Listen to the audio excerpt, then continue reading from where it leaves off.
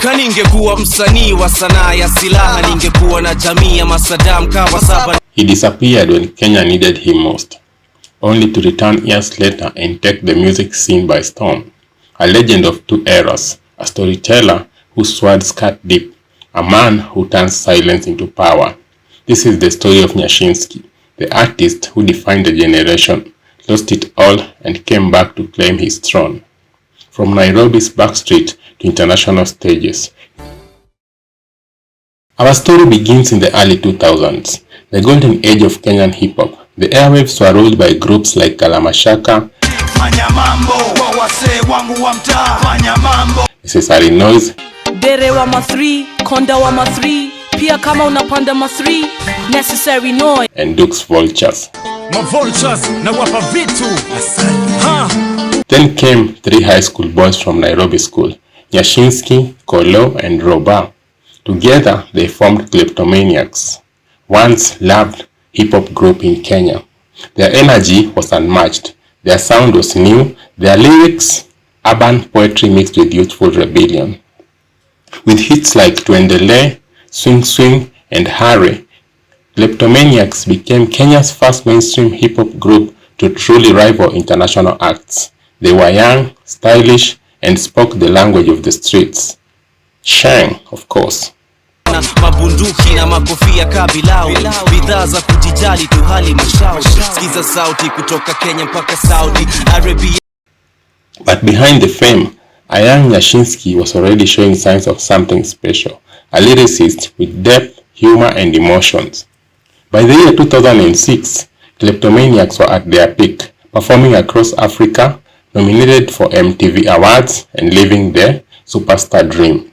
But fame came with its challenges. Management struggles, creative differences, and the growing pressure of maintaining success began to tear them apart. In the year 2007, the group quietly split. Each member went their separate ways. Kolo pursued solo music and gospel. Robert took a quieter path, and Nyashinski, he vanished. What people noticed, there were no interviews, no statements, no music. For nearly a decade. Why the silence? The industry moved on. New stars rose, and many assumed he was done for good. As Kenyans debated his disappearance, Nyashinski was 1,000 miles away in the United States working as a truck driver. For 9 years, he lived a life far removed from fame. Long highways, solitude, and reflection. In that silence, he found humility. He found God, and most importantly, he found himself. Nyashinski, whose real name is Nyamari Ongegu, was born and raised in Nyanchwa area in Kisii County before he went to the United States of America. Nyashinski has never posted photos with any of his parents. However, during an interview in Radio Jambo, he said, "My parents love each other very much," with a love story of around 40 years. The statement is evident enough that both of his parents are alive. Moreover, Nyashinski's real name, Nyamari Ongegu, shows that his parents are Kisiis. After sitting for the final primary level exams, Nyashinski joined Nairobi school for his secondary education. It is in this school that he met two friends and formed the Kleptomaniacs music group. After high school, he enrolled for a degree in environmental planning management at the university. In one of the interviews with Daily Nation, the rapper said that he never applied for the slated course directly. In the year 1999, while still in Nairobi school, Nyashinski met with two friends and decided to brand themselves as Kleptomaniacs. Considering their ability, the three preferred to work with Ogopa DJs, label for their music recording. After releasing their first song, Freak It, in the year 2002, the group became motivated and released more other hit songs that won them awards such as the 2002 and 2003 chart awards, where their group won the favorite male group. Later in the year 2006, Nyashinski and his family moved to the USA, which forced him to put his career aside. Having worked as a lorry driver for 10 years in the USA, Nyashinski thought of returning to Kenya and continuing his music career. Nilikuwa maju for a time. Ile time is it a hiatus or sabbatical ama ni ku relocate? Actually nilikuwa nimeshaachana na ngoma by the way. Ulikuwa umeacha kabisa? Hiyo ilikuwa ile time ya Klepto, si ndio? That was 2000 and what? Around 10? 2006 to 16. 10 years. 10 years. So ulienda wapi? Nilienda Stato. So ulikuwa na dunini? Ulikuwa Dongoma? Ama ulikuwa nilikuwa do job, nilikuwa naendesha lori actually. Acha. Vile nimepark gari hapo wasa wameshangaa. Hiyo level ya skill ilikuwa intense. By the way, uko ndai noma. Thanks. Then came the year 2016. Out of nowhere, a new song dropped on YouTube. Now You Know. No promo, no hype, just pure music. Since then, he has released several hit songs such as Baby Baby that have ranked him among Kenya's best hip-hop artists. And in a single night, Kenya erupted. Nyashinski was back. Wow! His flow was sharper, his lyrics wiser, his delivery unmatched. Now You Know wasn't just a comeback, it was a statement.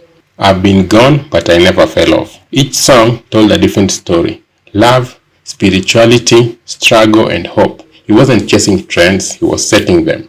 While many artists depended on controversy or virality, Nyashinski depended on one thing: authenticity. He rapped and sang from the heart, and Kenyans felt it. He was no longer just a rapper. He was a storyteller, a poet, a philosopher of the streets. His comeback also exposed something deeper: the cracks in Kenya's music industry. In an era dominated by Nigerian Afrobeats and Tanzania Bongo, Nyashinski proved that Kenyan music could still stand tall. He refused to chase clout, avoided overexposure, and rarely gave interviews. This mystery became his power. He built a brand on quality, not quantity.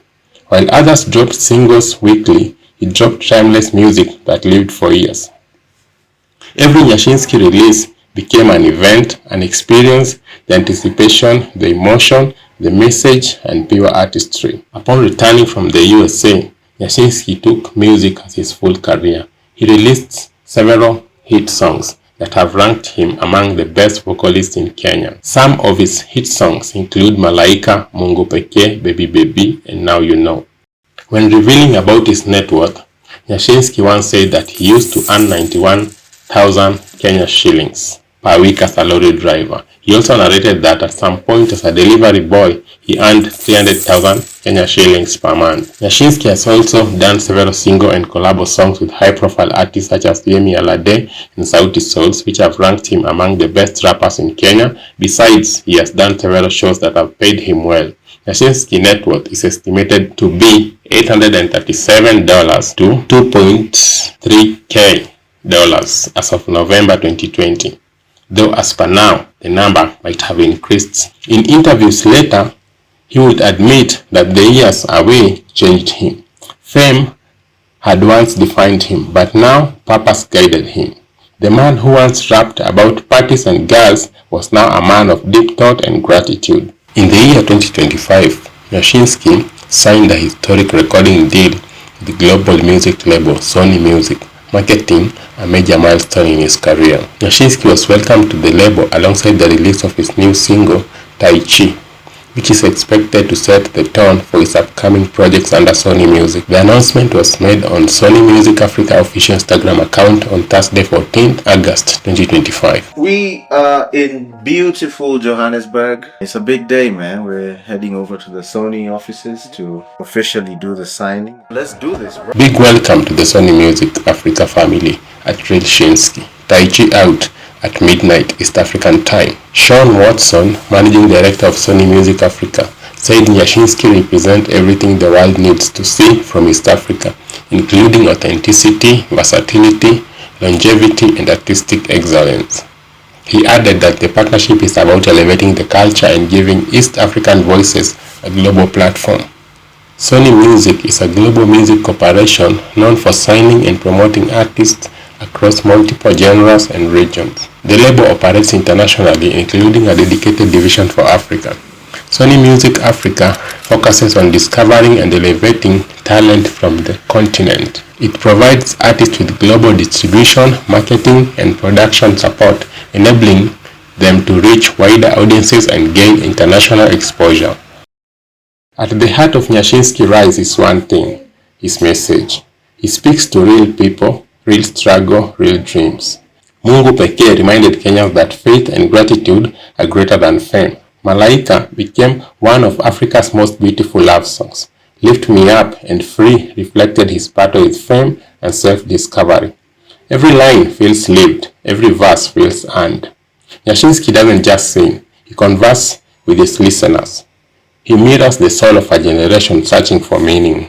Nyashinski's return reshaped the entire Kenyan music landscape. He inspired a wave of lyricists, from Calligraph Jones to Boutros, from Okadinali to Nikita Kering, to focus on quality over hype. Concerts like Shin City became legendary, mixing performance, storytelling, and visuals in a way few African artists have achieved. He proved that Kenya doesn't need to copy anyone. We have our own sound, our own stories, our own greatness. Behind the scenes, Nyashinski is known for his perfectionism. He records, rewrites, and refines until the song feels right. He rarely releases music impulsively. Every drop has a purpose. Producers describe him as calm but intense, focused on every word, every note, every emotion. This perfection is what sets him apart. To him, music isn't content, it's legacy. Beyond fame, Nyashinski found something even more valuable: his family. He married long-time partner Zaya Bet, and together they have built a quiet, private life away from the chaos of celebrity culture.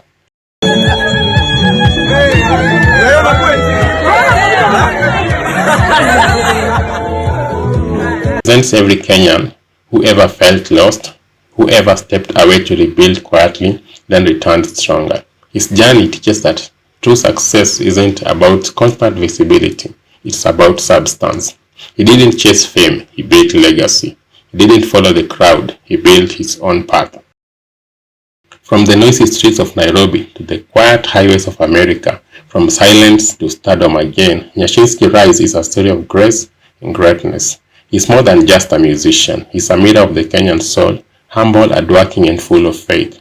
In a world chasing fame, Nyashinski reminds us that true power lies in patience, purpose, and peace.